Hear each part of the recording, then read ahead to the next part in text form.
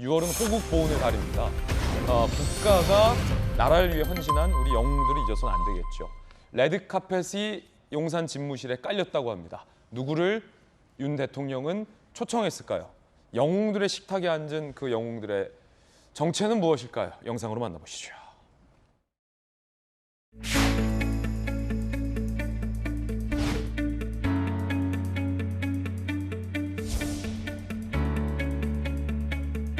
입대한 지 좀 됐겠네. 하산이니까. 말년가 나오다가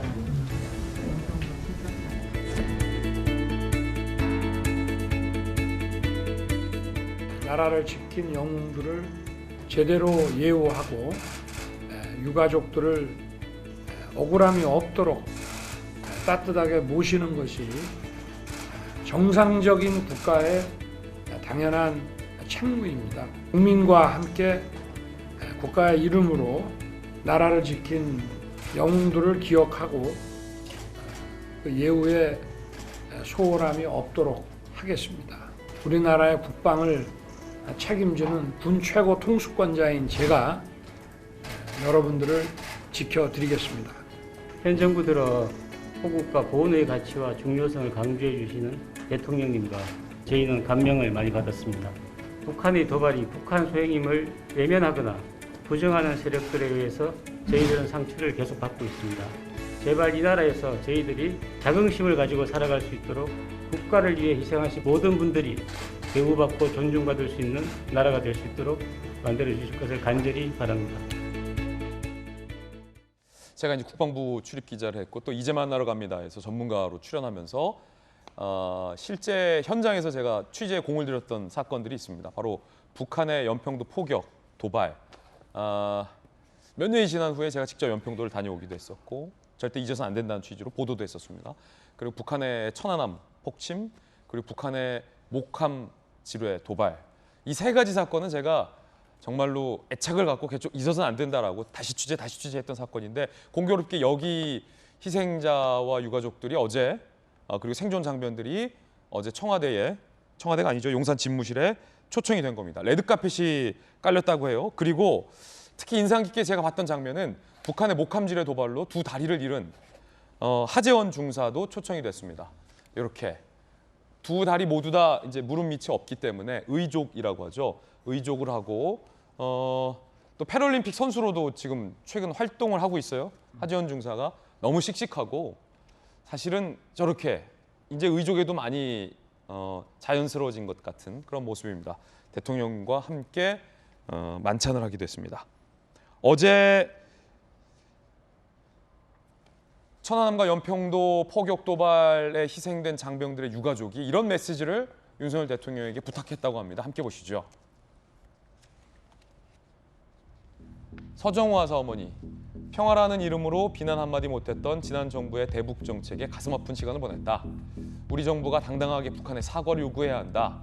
연평도 포격과 같은 도발 땐 군 매뉴얼대로 원점을 타격하겠다라고 윤 대통령이 화답하기도 했습니다. 사실은 고 서정화 하사 같은 경우는 제가 직접 연평도에서 서정화 하사가 산화된 자리를 제가 직접 가보기도 했었는데 정말 말문이 턱 막힐 정도입니다. 김병 대변인 어제 그 자리 어떻게 보십니까? 6월 호국 보훈의 달이고 대한민국의 영웅들 아니겠습니까? 사실 선거 때에도 조금 봤던 최원회 전 함장처럼 나라를 위해서 정말 가진 노력을 다했던 분들이 피토하는 심정으로 목소리를 외쳤던 분들 많이 만났습니다.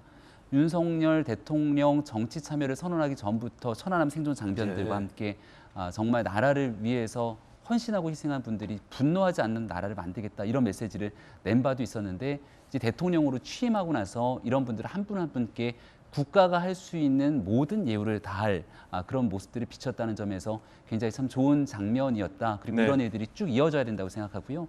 조금 전에 나왔던 것처럼 지난날 2018년도 평창 동계올림픽을 앞두고 북한에 있는 김여정, 김영철 등이 함께 대한민국에 내려옵니다마는 평화라는 이름과 미명 아래에 그 지난날에 있었던 아픈 상처를 갖고 있는 대한민국 영웅들이 숨 쉴 수 있는 공간조차 없었던 때가 있지 않았는가 싶습니다. 당당하게 우리가 국가를 위해서, 나라를 위해서 헌신한 분들이 할 수 있는 모든 예우를 다 갖추면서도 한반도 대한민국의 평화를 논해야 되는데 한쪽으로 치우쳤던 일들 때문에 상처를 받았던 대한민국 영웅들에게 예. 최대한의 예우를 기리는 모습들이 있었다 생각하고요. 앞으로도 이런 일들은 계속돼 나갈 것이다. 또 그러면서도 나라를 지키는 일들에 대한 예우와 함께 한반도의 평화를 지켜나가는 일들도 조금의 흔들림이 없을 거라고 생각하기 때문에 어제 있었던 자리 장면 속에서 감동, 울림 있는 감동을 받으셨던 분들 많을 거라고 생각합니다. 예. 자, 그런가 하면 오늘부터 열흘간 용산 대통령 집무실 앞에 있는 용산공원이 시범 개방된다고 합니다. 용산공원에 바람정원도 있고 그 뒤로 대통령실도 보여서 대통령실 관계자의 설명에 따르면 백악관처럼 대통령 집무실이 바라보이게 의도를 했다라고 하는데 사진도 공개됐습니다. 영상으로 한번 보시죠. 자, 이렇게 바람의 정원이라고 해서 이렇게 집무실이 보이죠? 원래 국방부 청사였었고 건물이 뭐 예쁘진 않습니다. 국방부 청사 건물이라서 실무적으로 딱 만들어지는데 앞에 이제 바람개비에 태극기가 새겨진 용산공원 일부가 이렇게 앞에가 보이는 오픈형 뭐랄까요? 창살이라고 해야 될까요? 그 펜스라고 해야 될까요? 창살 펜스 말고 우리말 예쁜 말 뭐 있죠? 울타리. 울타리. 울타리. 오픈형 울타리로 이렇게 조성이 되기도 했습니다. 이제 저 앞에 이제 용산공원이 전면 다 이제 개방이 된다는 거잖아요, 김재섭 위원장님. 네, 그렇습니다. 확실히 좀 보기 좋은 것 같아요. 계속 최근에 이제 윤석열 대통령께서 기자들과 격이 없이 출근길에 이제 소통하는 모습들, 그 다음에 또 저렇게 정원이 보이면서 대통령이 우리 근처에 있다라고 이제 국민들께 인상을 심어주는 그런 모습들, 이런 것들이 굉장히 전 좋은 소통의 모습들로 국민들께 비춰질 예. 거라고 생각이 되거든요. 그래서 초반에 용산으로 가네 마네 논란이 막 있었을 당시에도 뭐 이 여러 가지 비판들이 있었지만 결국 윤석열 대통령께서 하시고 싶었던 일들이 바로 이런 거 아니겠습니까?